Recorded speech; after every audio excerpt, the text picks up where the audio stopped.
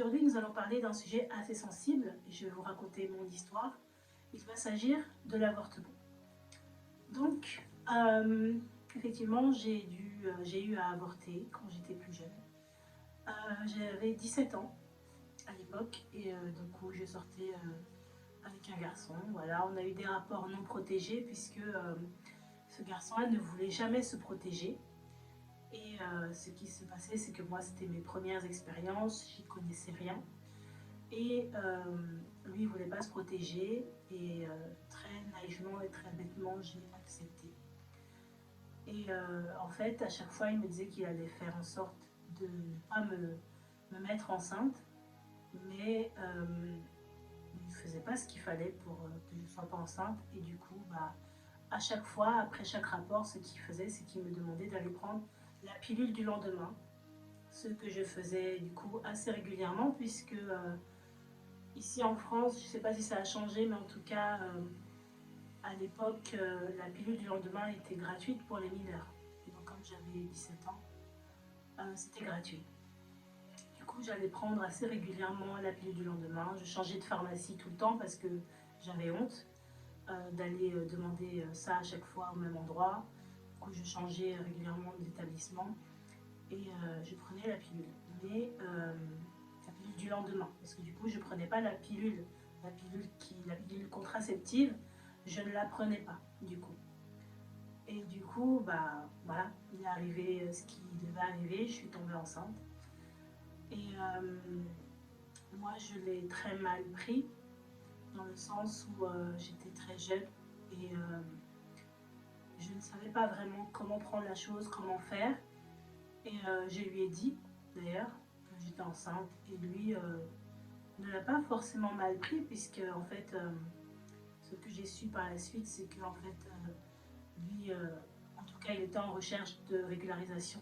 Donc, il avait besoin de papiers. Donc, avoir un enfant avec une Française l'aurait aidé à avoir ses papiers plus vite. Donc, lui, il n'était pas dérangé. Mais toutefois, il m'a dit quand même, à cette période-là, que on allait faire comme je voulais, puisque de toute façon, lui et moi, on allait se marier, mais que je pouvais faire comme je voulais.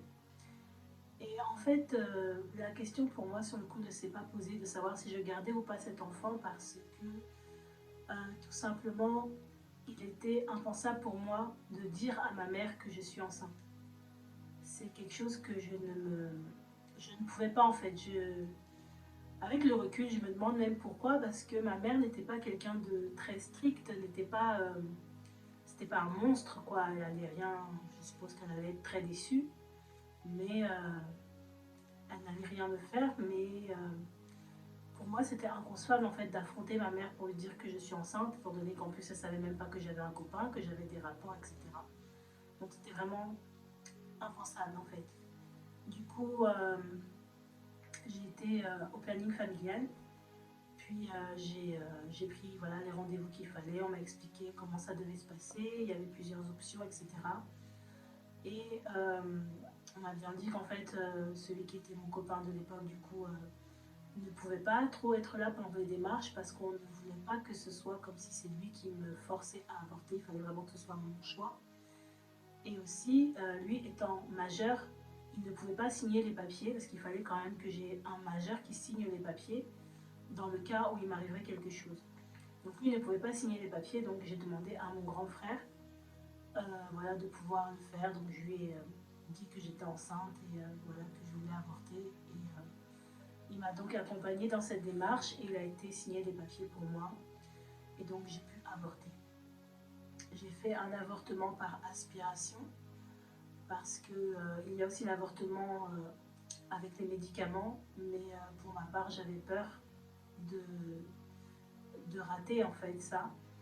Et j'étais tellement pétrifiée, en fait, terrifiée, que j'ai préféré faire l'aspiration pour être sûre, en fait. Et donc le jour de l'avortement est venu. J'étais pas bien du tout. J'étais pas bien du tout ce jour-là. J'ai pleuré. Voilà, c'est mon copain qui m'a emmenée, qui m'a accompagnée du moins. Après lui, il a dû partir, donc j'ai affronté ça un peu toute seule. J'étais pas bien du tout, j'ai pleuré. Bon, j'essayais de me contenir parce que Je me suis dit, si on voit que je suis pas bien, on va pas le faire. Et du coup, j'ai essayé de me contenir, mais il faut savoir que c'est pas quelque chose où on est vraiment endormi, anesthésié. On est quand même consciente. Donc, c'était un moment très difficile en fait, très pénible quand même. Et quand ça a été fini, ben voilà, je suis rentrée dans ma chambre d'hôpital. Il fallait rester quelques heures pour voir si voilà, s'il n'y avait pas d'hémorragie ou quoi. Et puis le temps que l'anesthésie qu'ils avaient fait passe. Donc j'ai pleuré, j'étais seule, j'étais pas bien du tout. Et ensuite je suis rentrée chez moi. C'était compliqué. Je pense que j'ai un peu enfoui tout ça et j'ai essayé de ne pas y penser, mais j'étais soulagée que ma mère ne l'ait pas su. Et ma mère ne l'a jamais su. Ma mère est décédée, mais elle ne l'a jamais su. Elle n'a jamais su que j'avais avorté. Donc voilà un peu mon histoire. Maintenant, ce que j'aimerais conseiller... D'abord, pourquoi je parle de cette histoire? C'est parce que je trouve important d'en parler. Moi, je suis chrétienne, donc je suis contre l'avortement parce que voilà, en Christ, nous estimons que toute vie est une vie que le Seigneur donne. Et donc, ce n'est pas à nous de choisir si nous devons ôter cette vie ou pas. Maintenant, pourquoi j'en parle? C'est parce que j'ai eu, dans toute cette histoire, j'ai quand même eu la grâce de pouvoir avoir des enfants par la suite, de ne pas avoir perdu la vie. Et étant en France, j'ai eu la grâce de pouvoir quand même être assistée par des professionnels. Et récemment, j'ai entendu l'histoire d'une jeune fille qui, elle, un peu comme moi à cette époque, avait peur en fait d'affronter le regard de sa famille. Elle, c'était autre chose, c'était le fait que sa famille était restée au pays, en Afrique, et elle avait vraiment peur, vraiment terriblement peur en fait. Pour elle, si elle apprenait à sa famille qu'elle était enceinte, ça allait être vraiment... voilà, elle allait être bannie de sa famille, elle allait être insultée, elle allait être reniée. Et elle allait être voilà, celle qui jette la honte, le discrédit sur sa famille. Puisque dans sa famille, en fait, voilà, les jeunes filles doivent être vierges, se marier vierges, etc. Et donc, ça allait être la honte de sa famille, en fait. Et donc, pour ne pas que ça se sache, puisqu'elle était chez de la famille en France, pour ne pas que ça se sache, en fait, elle a décidé de faire les choses par elle-même, en fait. Et du coup, elle a été voir des gens qui se disent pouvoir avorter, faire des avortements, des escrocs. C'était pas du tout des gens du corps médical, c'était des gens qui font ça, voilà, un peu avec les moyens du bord. Et elle a décidé de se faire avorter. Et malheureusement, cette jeune fille est décédée, puisque on lui avait certainement abîmé en fait l'intérieur en voulant ôter le bébé.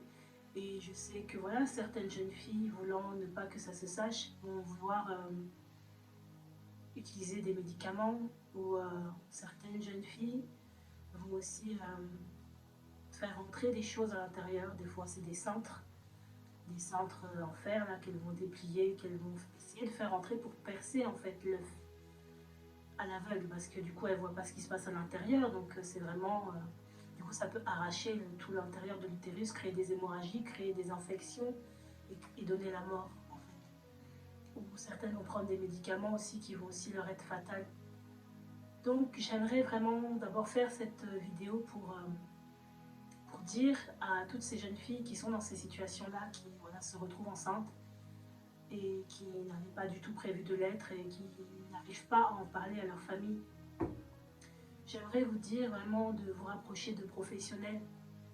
Chacun a son histoire de vie, chacun a son histoire familiale différente.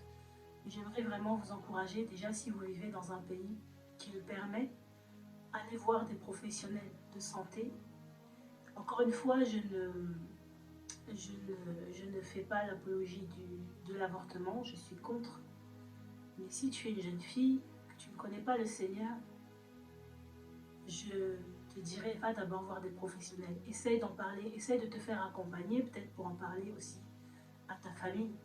Mais surtout, ne fais pas l'erreur d'aller voir des gens qui ne sont pas du corps médical, de prendre des médicaments, d'essayer de le faire toi-même en fait. Parce que tu peux juste t'ôter la vie, tu peux aussi t'empêcher d'avoir des enfants plus tard, puisque si tu abîmes ton appareil génital, ton appareil reproducteur, ton utérus, etc., tu auras du mal ou peut-être même tu ne pourras plus jamais avoir d'enfants.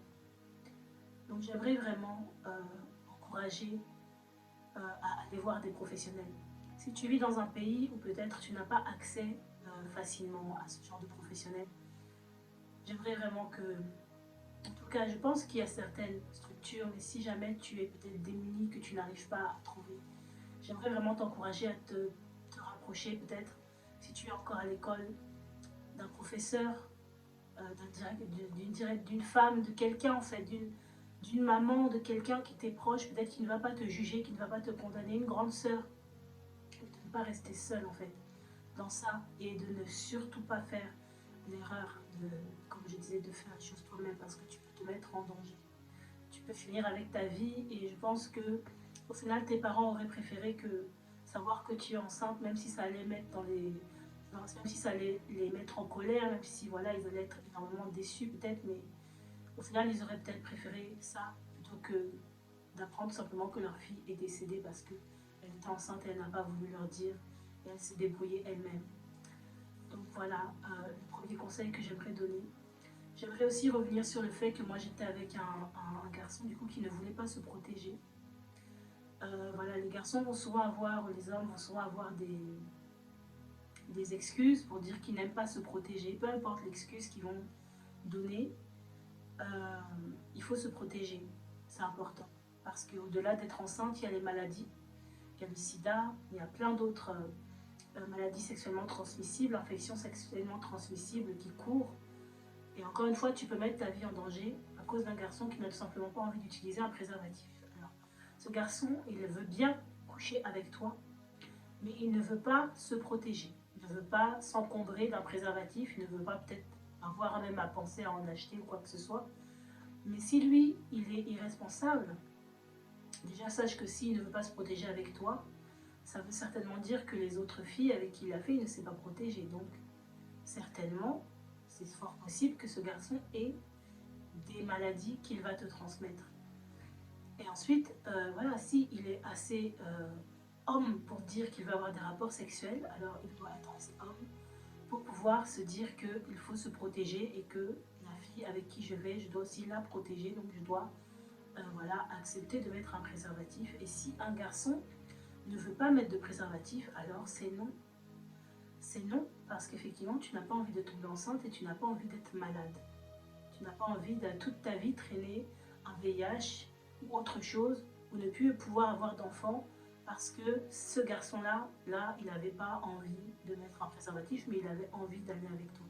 Ce n'est pas juste. Et ce n'est pas juste non plus que, comme dans le cas, que ce soit toujours à moi d'aller prendre la pilule du lendemain, puisque parce que lui, il ne voulait pas se protéger. Donc j'aimerais dire aussi, voilà, à toutes ces jeunes filles qui sont dans ce cas, que ce n'est pas normal et qu'il ne faut pas le tolérer en fait. Ne tolère pas ça.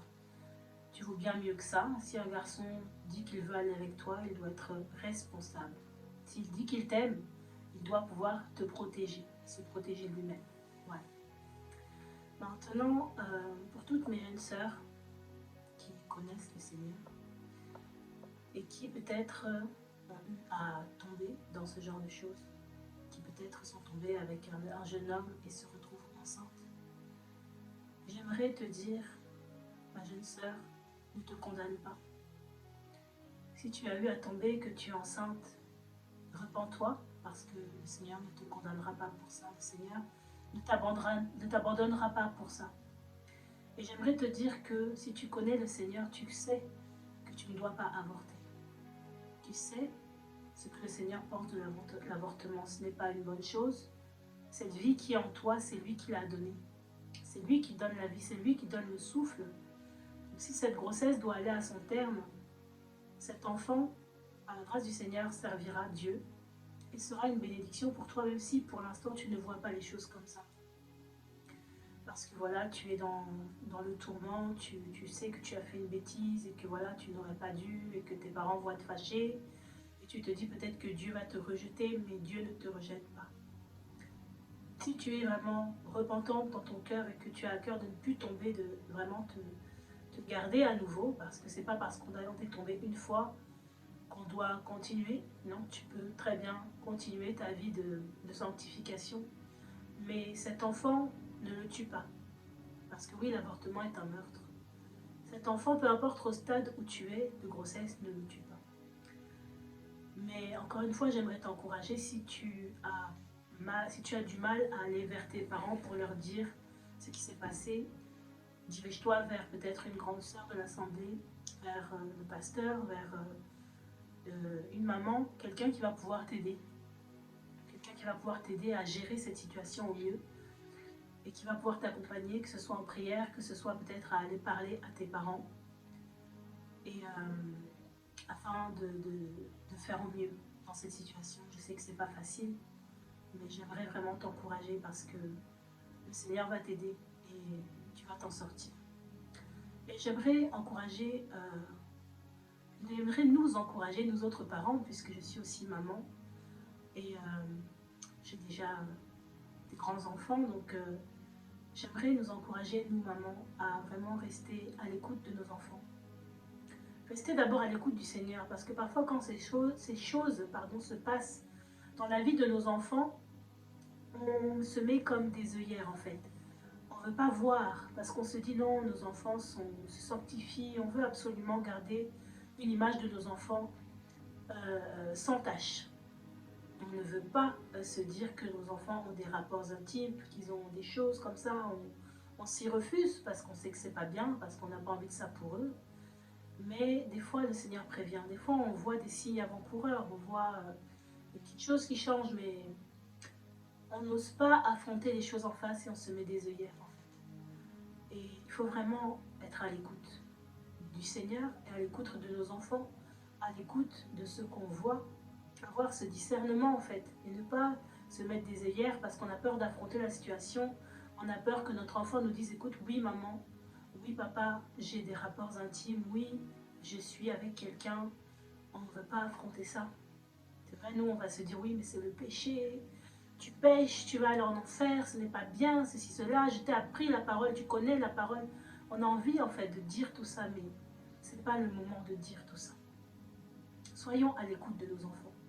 Nous devons être ce genre de parents dont nos enfants savent que peu importe ce que j'ai fait, peu importe ce que j'ai dit, peu importe le péché que j'ai commis, je peux venir voir maman, je peux venir voir papa et lui dire. Et il ne va pas me condamner. C'est vrai, il va me reprendre. C'est vrai, il va me corriger. C'est vrai, il va peut-être être déçu de moi, être énervé, mais je sais en mon âme et conscience que je peux aller voir mes parents et leur parler. Nous devons être ce genre de parents, en fait, qui ne rejettent pas nos enfants pour la moindre chose. Nous ne devons pas être ces parents qui vont dire, voilà, tu es maintenant enceinte, ou tu as mis une femme enceinte et maintenant tu vas jeter le discrédit sur moi. Comment on va me voir à l'église? Comment on va parler de moi maintenant? On va dire que voilà, tu fais ceci, tu sers le Seigneur, mais tes enfants sont comme ci, tes enfants sont comme ça. Non, on ne doit pas être dans ça. On ne doit pas condamner nos propres enfants parce que, rappelons-nous que nous étions aussi dans le péché, que nous avons aussi commis des péchés, que le Seigneur ne nous a pas condamnés, au contraire. Au contraire. Donc nous devons être ceux-là qui vont, peu importe la situation, et je dis ça, sachant que ce n'est pas facile, parce que moi-même je n'aimerais pas entendre ça de mes enfants, mais nous devons être ce genre de parents qui, peu importe la situation, nous devons tenir avec nos enfants et les supporter, les soutenir. S'ils ont tort, oui, nous devons leur dire qu'ils ont tort. Nous devons pouvoir les reprendre. Nous devons pouvoir leur dire que voilà, ce que tu as fait, ce n'est pas bien. De leur dire que oui, c'est vrai, je suis déçue de ce que tu as fait. C'est vrai, ça me fait du mal, ça me fait de la peine, mais tu restes mon enfant et je t'aime. Maintenant, essayons de gérer cette situation au mieux. Donc voilà, j'aimerais vraiment nous exhorter à être dans cette attitude parce que si nos enfants ne trouvent pas en fait qu'ils peuvent nous parler, ils y ont parlé ailleurs. C'est comme ça que cette jeune fille a été parlée ailleurs et que finalement elle est morte. Parce qu'on va lui donner des conseils, on va leur donner des conseils, on va leur dire bah, fais ci, fais ça, va avorter, alors que pourtant nous savons en Christ que ce n'est pas une bonne chose. Va faire ci, va faire ça. prend des médicaments. Et pareil, nous n'aimerions pas entendre que nos enfants sont décédés parce qu'ils n'ont pas voulu euh, nous dire certaines choses. Donc, soyons vraiment à l'écoute, soyons attentifs. Ce n'est pas pour pousser son enfant dans le péché que de lui dire, écoute, si jamais tu fais quelque chose, c'est vrai que ce n'est pas mon souhait, mais si jamais tu fais quelque chose, tu dois venir et tu peux venir me le dire et même si je suis énervée, je ne te condamnerai pas, je ne te rejetterai pas. C'est très important que nous soyons ce genre de parents, afin que nos enfants soient aussi en sécurité, afin que nos enfants puissent vraiment se confier à nous et que nous puissions les remettre au Seigneur, parce que n'oublions pas que peu importe l'âge de nos enfants, nous connaissons le Seigneur, mais nos enfants, c'est un cheminement. À partir du moment où ils n'ont pas encore eux-mêmes décidé de donner leur vie au Seigneur, à partir du moment où eux-mêmes ils n'ont pas fait cette rencontre avec Jésus, puisque c'est une rencontre, ils ne sont pas réellement convertis. Quand bien même ils adhèrent à la position chrétienne de leurs parents, quand bien même ils suivent les préceptes chrétiens que leurs parents leur ont donnés, quand bien même peut-être même ils se disent que ce sont de bonnes valeurs, mais tant qu'ils n'ont pas fait cette rencontre avec Jésus, ils ne sont pas convertis. Et tant qu'ils ne sont pas convertis, ils n'ont pas l'Esprit Saint qui peut les faire lutter contre ce péché. Alors c'est vrai, ils sont couverts par nos prières, et nous savons que le Seigneur les garde, parce que le Seigneur n'est pas un menteur, le Seigneur n'est pas méchant, pour laisser nos enfants comme ça à la merci de l'ennemi. Mais nous savons aussi, et nous devons avoir cette conscience-là que tant que nos enfants n'ont pas fait cette réelle connaissance de Christ, ils ne sont pas convertis. Quand bien même ils ont l'air chrétiens, quand bien même ils adhèrent à certaines choses, ils ne sont pas convertis. Et donc s'ils ne sont pas convertis, alors ils vont donner les fruits de la chair, en fait. Ils ne peuvent pas donner les fruits de l'esprit. Ils vont donner tout simplement ce qu'ils sont. Donc soyons conscients de ça. Et soyons conscients que nos enfants, malheureusement, même en Christ, peuvent chuter, peuvent fauter. Ce ne sont pas des surhommes parce que nous sommes chrétiens. Donc ayons conscience de cela et supportons nos enfants. Donc voilà tout ce que je voulais dire. Ce ne sera pas très long aujourd'hui, mais c'était vraiment pour encourager les jeunes filles qui sont dans ce cas, ou nos jeunes sœurs qui sont dans ce cas, à vraiment prendre la bonne décision. Et nous, parents, à aussi être des soutiens pour nos enfants. Que le Seigneur vous bénisse. T'adorer.